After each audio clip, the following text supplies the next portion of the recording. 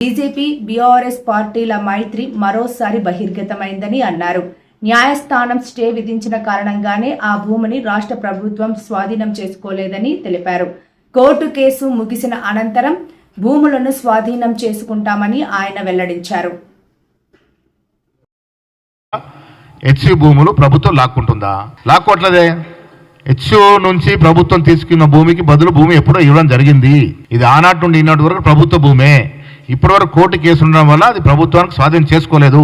ఇవాళ court case పోయింది కాబట్టి ప్రభుత్వం స్వాధీనం చేసుకుంటా ఉంది. ఇవాళ బీఆర్ఎస్ ప్రభుత్వం ఉన్నా ఇవాళ అదే పని చేసేది. కాంగ్రెస్ ప్రభుత్వం కోర్టు కేసులో అయిపోయింది కాబట్టి ప్రభుత్వం స్వాధీనం చేసుకుంది. ఇప్పుడు మనము సెంట్రల్ యూనివర్సిటీ భూమి లాక్కుంటే నేరము.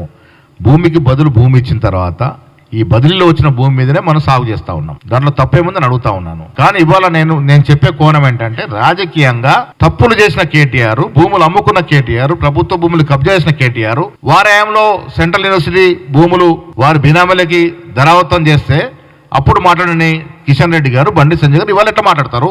నేను మీ ద్వారా ముఖ్యమంత్రి గారికి విజ్ఞప్తి చేస్తా ఉన్నాను. పిసిసి ముఖ్యమంత్రి గారు విజ్ఞప్తి చేస్తా ఉంది. సమూలంగా ఏ యూనివర్సిటీకి చెందిన భూమైనా కబ్జా అయితే దాని మీద పునర్ సర్వే చేసి వెనక్కు తీసుకునే ప్రయత్నం చేయాల్సిందిగా నేను ముఖ్యమంత్రి గారు కోరుతా ఉన్నాను.